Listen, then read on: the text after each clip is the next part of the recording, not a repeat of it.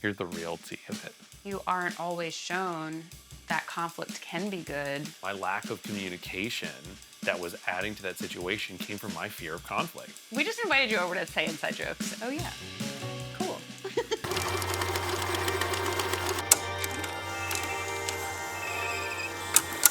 So Kara and I have known each other for 11 years and worked together intermittently at different times, and then a lot in the past year and a half, couple years.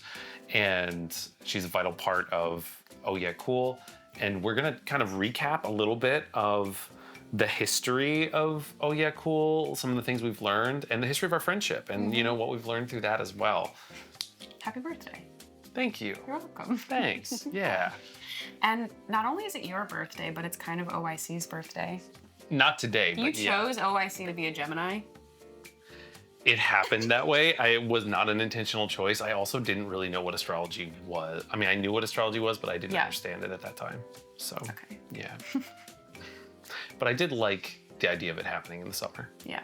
So I feel like it's both your birthday and OIC's birthday. You're 33, OIC is 11. Yeah, OIC is 11. We met at the 48-Hour Film Festival. Yeah.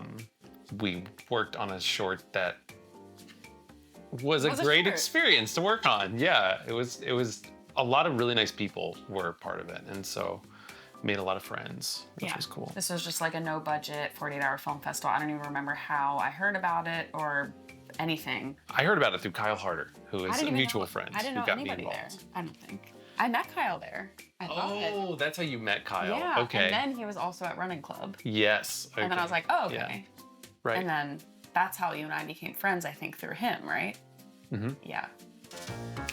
So it was 2014. So it was August 2014. Okay. So I had, looking back on my journey and kind of what was happening at that time in my life, the year prior, I had started filming more often and getting into music videos and things like that. Then decided to take it seriously and start an LLC and make a business. And then that process ended up happening on June 6th. That became the day that the state approved it. So I used that as the official birthday for it, even though it was forming prior to that. And then I met Kyle through some of those shoots that I was doing early on. Okay. He was managing Philly Photo Studio that was in Fishtown at 2424. And we were filming for Ben O'Neill. Kyle was the host, and he and I became acquaintances through it. Cool. And then he invited me to be part of the 48-Hour Film Festival.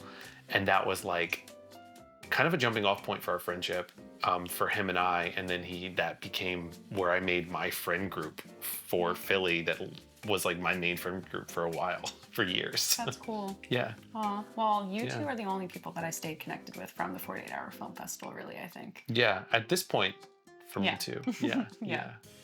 You've done a lot of different kinds of projects over the years. You were just getting into music video stuff. I know you also did a lot of corporate stuff. I'm curious about the trajectory of OIC over the last 11 years, and now I'm interviewing you. Oh, wow. I'm interviewing This is an interview Ethan. now. Okay, cool. In terms of the kinds of projects that you started doing with, the kinds of projects you're doing now, and what through lines you see in your life with all that kind of stuff. Yeah, reflecting on the past 11 years of OIC, I have a lot of gratitude for the people that have been involved and helped it grow over the years and helped the vision expand. When I first started, I felt like it was a dream to just be able to work in production in any capacity. And the potential I saw was very, I think, limited because I didn't believe in myself doing a whole lot when I first started.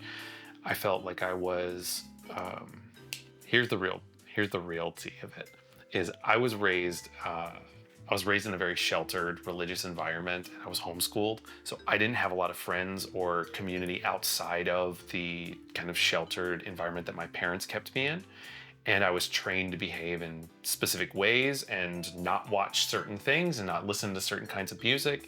And that was my whole childhood. And then my teenage years was kind of a wrestling with trying to escape, but having no real practical knowledge of how to do that.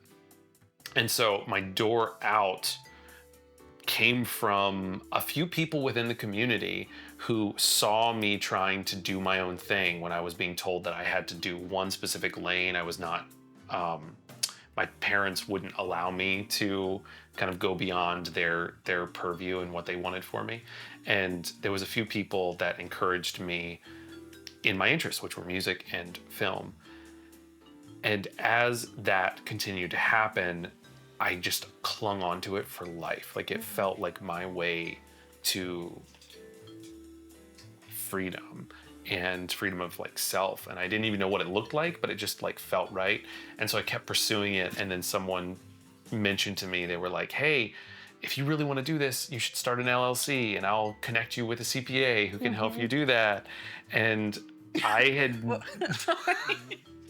I was trying to hold it in. Okay. For the first few months, of course, it was just myself, but I very quickly felt a sense of like, okay, I want to do this with other people. I want this to be something that's not just me. Being able to create things that I was able to put myself into fully and freely without the structure and rules that I was raised in was like fresh water. It really brought me to life in a lot of ways. And it's how I made friends and found a community. Kyle Harder was like my first real adult friend, and I have... Hi, Kyle. Hi, Kyle. I have really... I don't really have a lot of like kids my age that are people my age at this point. I'm 33.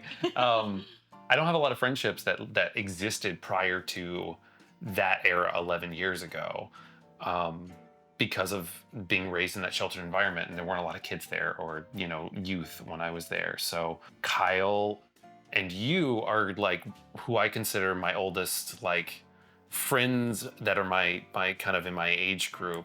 I do have relationships with people who are older than me. So my best friends at the church environment I was raised in were the musicians. And so they're all like 10 years older than me basically, and they're still good friends of mine. But yeah, you guys really became my friendship and community outside of that. That's so sweet. I got so lucky. Aw. Yeah. Me too. I want to talk a little bit about my involvement in OIC Yeah. over the years. So we met on the 48 Hour Film Festival, and then just became friends, and we're just like hanging out. I don't know, because memory is a weird thing and I can't remember much of my life, but you probably remember. All my friends remember more than I do. But I think the first shoot we did together was the Ben O'Neill shoot on Broad Street in 2015, maybe. So after the 48 Hour Film Festival, Yeah. there was another shoot that year. I think it was 2014, because Ben and I were working on a songwriter series, which I still watch nostalgically. Like most of them are on YouTube. Oh yeah, that one. Remember? Where was it's now like where the Electric Factory. Yeah, at Milk Boy In Studios. Flash was, It was okay. like Questlove's studio that was being engineered by his brother-in-law, Jake Morelli. That was really exciting to be in that space. I'll have to go back and watch it. Yeah. Oh, okay. Yeah, I don't rewatch my stuff that often. Yeah. But once in a while, I will watch. I've like a year ago, I think I rewatched those, and I was like, this is so sweet and nice, and it's great music. Like Ben O'Neill does some wonderful covers of great American songwriters. So it's like Tracy Chapman, Stevie Wonder, Bob Dylan, you know, a bunch of people like that. And yeah, it was a meaningful project to work on. So how did you invite me? I don't like. What was that like? Were you just like, hey, want to? Because I remember I have a third camera credit on that one. Yeah. I think so. I was a third camera on that. So when I started, I had no idea what film credits were. So I didn't go to college or film school or any of that. I've learned through YouTube, which is part of why I fucking love YouTube so much. And through, you know, other people and experience. I didn't know what roles were. I didn't know what to invite you to do outside of like. But were you just like, hey, do you want to come help on this? this thing? Probably, Okay, yeah. cool. Yeah. And I was like, sure. After that was the Broad Street shoot with Ben O'Neill. Window, leave them where. Oh, Window, Leave Them Where They Lie. That was a Yeah. Tiny Desk entry, which we've also done. Oh. Ben and I have done 7. Ben and I have made 7 Tiny Desk entry videos That's so cool. over the years, over the past 11 years, 10 years. But we might be doing more stuff with him soon. Yeah. Yeah. Window was a really special video because that video Chris Stevens showed to Eric Roberson, and Eric Roberson called to work with us. So like that was a direct line. So like, folks, when you Move towards projects and people that inspire you, because you never know where it will lead. yeah, That's it. That's the message. that's the message. Yeah. Because Eric Roberson, who did Eric Roberson become to you over all these years? Eric and I have been working together for the past 5 years now, and we work on everything together. And now like OYC does photography and music videos and anything kind of in between, you know, as we're like experimenting and trying new things. Social media stuff. Yeah. Super excited for all the stuff that's about to come out. There's so much cool stuff coming out. Yeah. Yeah. And Eric has been such an integral part of the OYC story. Yeah. I don't know if you want to talk about that, but I mean, if you take 11 years and you put 5 with someone who's part of it substantially for 5 years, they're going to be a major part of the story. So Eric Roberson is, the thing I'll say about him is that he is a brilliant writer and creative person, but he teaches, he guides, he's willing, he's always trying to lift everyone up. And so working with Eric is a real collaboration. It feels like he's listening and your input matters.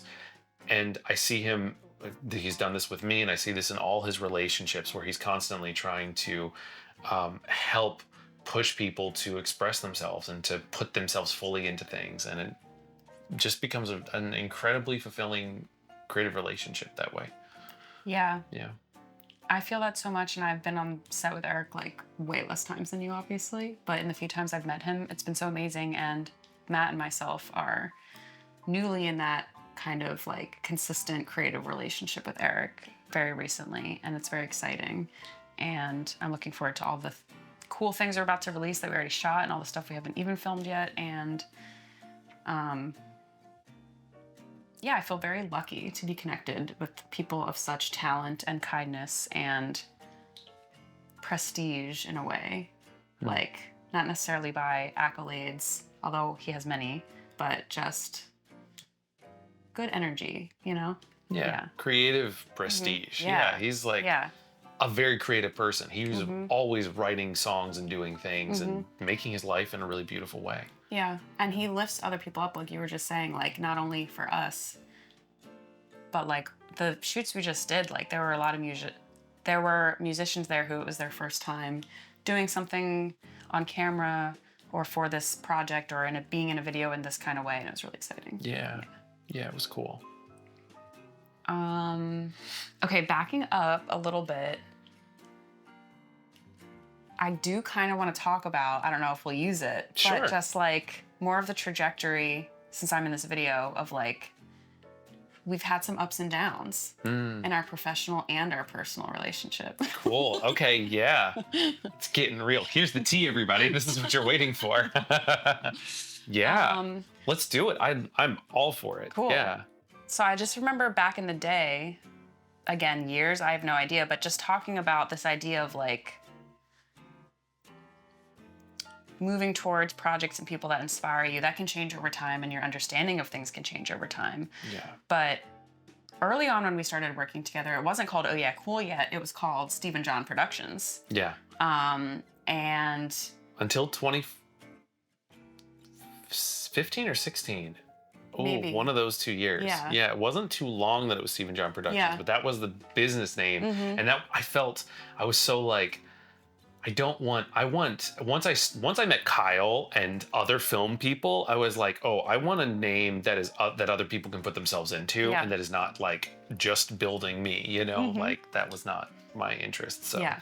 Oh Yeah Cool was born. oh yeah, Cool. I remember I was doing like research for you about like clients that we could work with. Yes.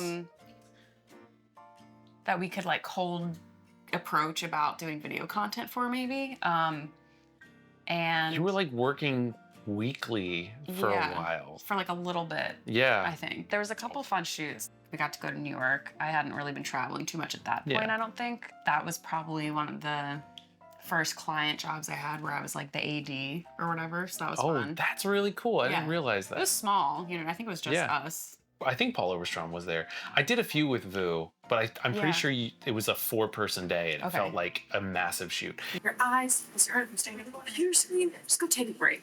Take a load off, grab a beer, we'll see you in a bit. Okay, but there was also a period where then probably maybe I don't remember when, but maybe before that Vu shoot or I don't know, but where we weren't working together. I remember at some point we reconnected and we were sitting at a bar in South Philly, I think. The way that I remember that it Yeah. was Fishtown. It was Okay. Memphis Tap Room, which used to be around the corner from where I lived. No, not that Oh, day not when that we time. did That was a different shrooms. time.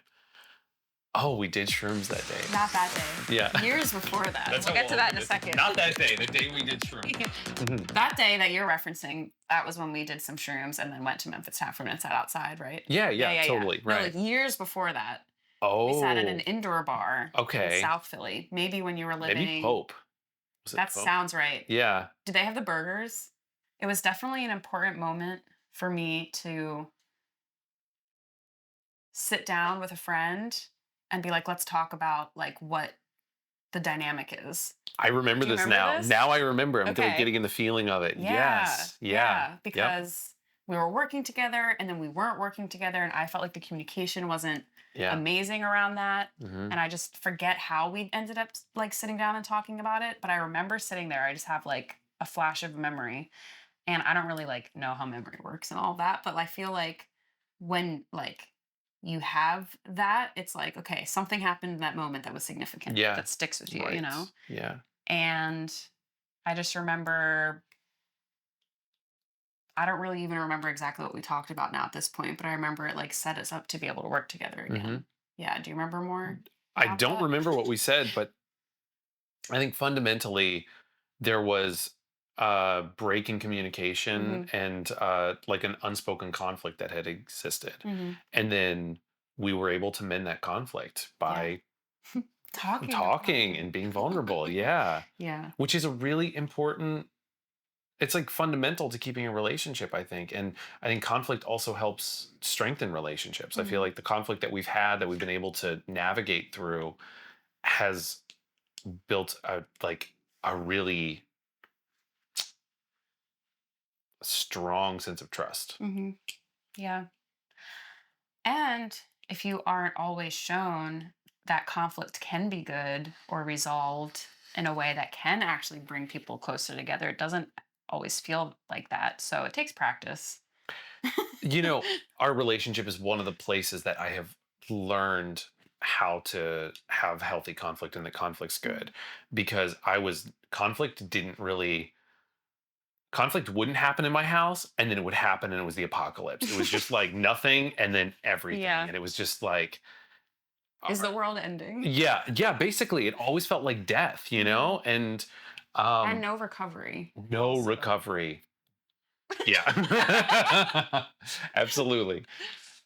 So to be able to, I think probably my lack of communication that was adding to that situation came from my fear of conflict. Mhm. And so I was afraid to talk about it in any way outside of like the most simple surface positive kind of feeling way Mhm. of it. And that's not helpful. And so yeah, being able to work through that was a chance of like, oh, we were able to have this conversation and remain friends and things are still okay and neither of Mhm. us are like evil bad people. Yeah. You know, that was Mhm. crazy. Mhm.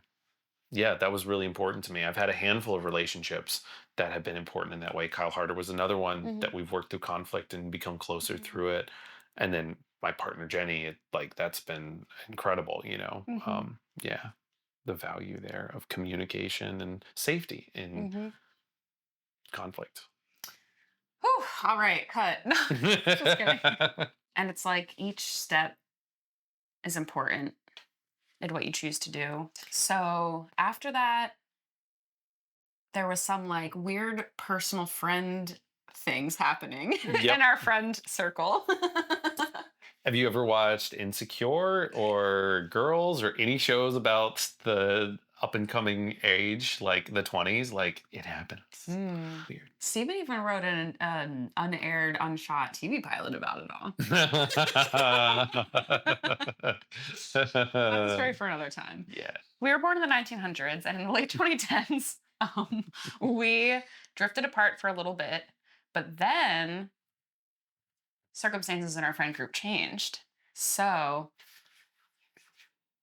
2019 reconnected. Yeah. 2020 we had a shoot with Jesse and Tyler in Virginia, and that was really exciting. That was like an educational corporate shoot for Scholastic, and that was like the first job I had where I got like a full day rate as an AD. That's so crazy. And I was like, hell yeah, this is the most money I've ever made in one day. That's really wild. I remember that now, but like I haven't thought about it. Yeah. But that's really special. It is.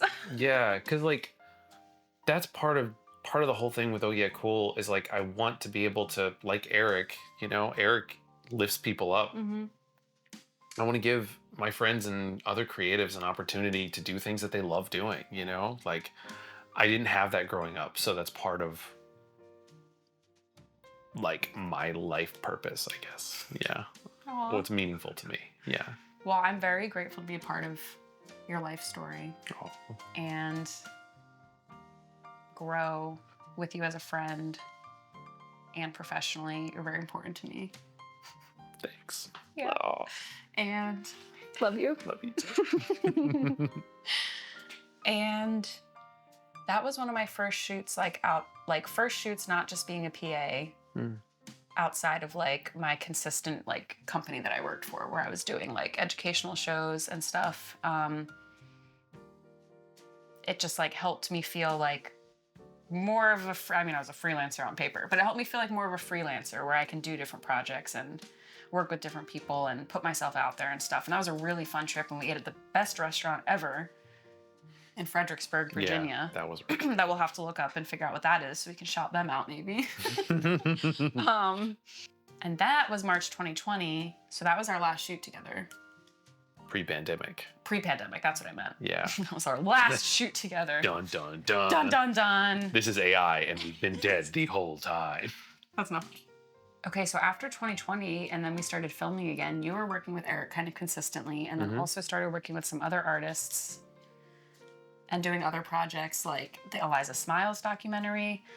I came up with the name for Eliza Smiles, the documentary, so that's how I got my special thanks. Also, or the unnamed pilot, if we want to say. Yeah, let's call it unnamed pilot. I don't want We flack can bleep from it out. them. Do you want to bleep it out? Yeah, let's bleep it. Yeah, that's even better. Yeah. The other unnamed pilot, not the other one I referenced before, just to be clear.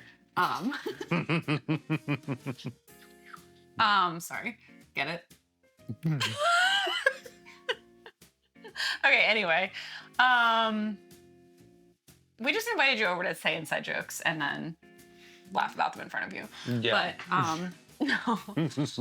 I guess this is just a podcast. Oh, yeah. Yeah, it is just a podcast. That's where all the money's going, right? That's why everyone's doing podcasts, because Netflix wants to make podcasts. But anyway, the unnamed pilot, I got to look at that, and that was really special. And I actually, reviewing that unnamed pilot was the impetus for me to break up with somebody. Bum, bum, bum. Yeah, I remember that. Whoa. Breakup is a strong word. We were very casually dating for 2 months. You'll probably never see this, but maybe. Yeah. Because yeah, right. they were over, and I was like, you want to watch this pilot that my friend's working on? I'm really excited about it. This is a big deal project. He's been working so hard. I'm so excited to watch it. Let's check it out. And he did not even pay attention. I was like, this isn't gonna work. Yeah. Yeah. There were other things too, but nothing egregious. It's just like, the connection wasn't there. And I was like, well, couldn't even pretend to be interested in this thing that I just said was really important to me. That's fine. That's a good red flag to pay attention to. But yeah, so I had been involved with your projects over the years, even if I wasn't shooting or doing any intense post-production or anything like that. But you always wanted my opinion, which was really nice. And You have a great perspective. Yeah. thanks. Yeah, I appreciate it. Somewhere around that time, you guys moved to Jersey City. And I visited you there a couple times. Yeah. This was all around the same time, 2019, 2018. I don't know. 2019, 2020. 2020. Yeah.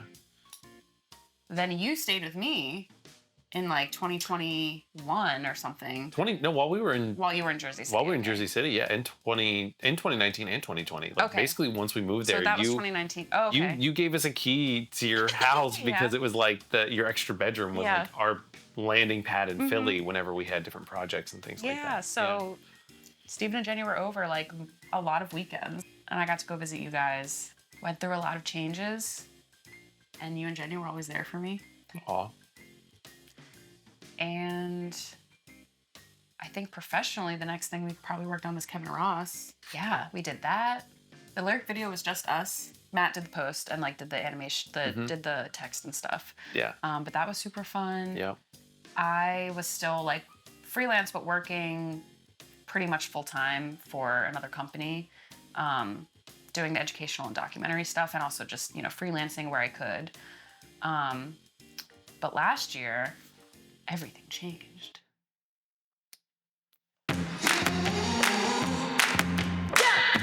Well, at the end of 2023, you and Matt flew to Atlanta to film the pilot for So Glad to Know You, which Yeah. was so cool. I didn't even think I knew really much about the project then. I don't think or so, even that yeah. you went, I think. But like after you came back and then kind of learned that like you could bring more people on board, you were like, we want you to be part of this project. And that was huge. So starting in January last year, 2024, we started filming the So Glad to Know You series. And that was our first time, the three of us all working together consistently. This was the first like multi-month major project. Yeah. Yeah. So we started meeting every week. I suggested calling it the gym sesh. So every week we have our gym sesh where we get pumped up and train to do our work. Because we all just had this feeling that we needed to lay the groundwork for the work that we had ahead. We needed to start as soon as possible on laying a solid foundation. So we just started meeting every week to talk about anything that we needed to for the project.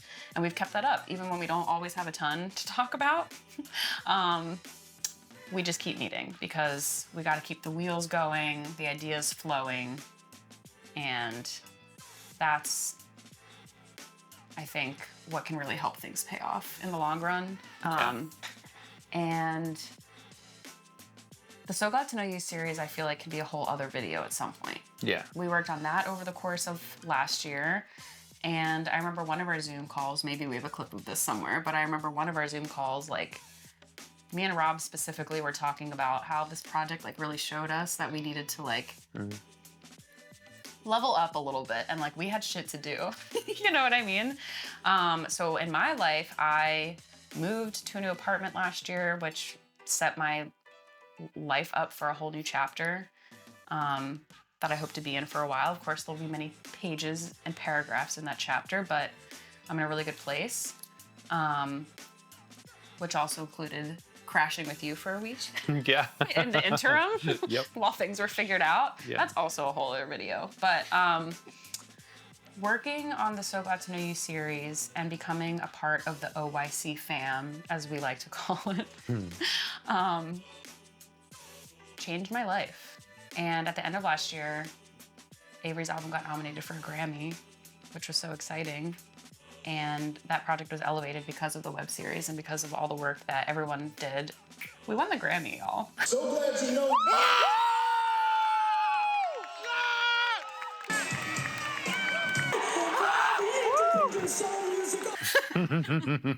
But we were just like, fuck it, we gotta go to LA.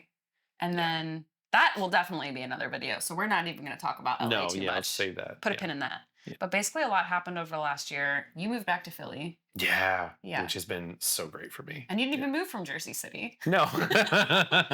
No. I moved from Delaware, but yeah, it was good to be back in Philly. Mm-hmm. Yeah. And how has living in Philly changed your creative perspective? Living in Philly again. All the places that I've lived have had their own beautiful aspects to them. But Philly feels like home, and I feel like I'm a good fit with the energy of the city, and I like kind of independent, scrappy nature. And Philly is very scrappy and has a lot of independent art here, and that's just wonderful to get to be a part of and support and discover and contribute to like the overall. I love the community specifically where I live too. I've really gotten involved in the community in a way that I never have before, and that's been just so rewarding. That feels like a pretty good historical overview. Yeah. Yeah, I'm really grateful to call Steven a really good friend, one of my best friends, also like family, also like a creative partner, also work bestie, also whatever. So Aw, likewise, Kara. Yeah, I'm so grateful to have known you for so long. And yeah, this has been a really like life-giving friendship and creative relationship over the years. So yeah, appreciate you. Birthday. what voice is that? What is that feeling? I know exactly what you were just doing. What is Yeah, which one? This?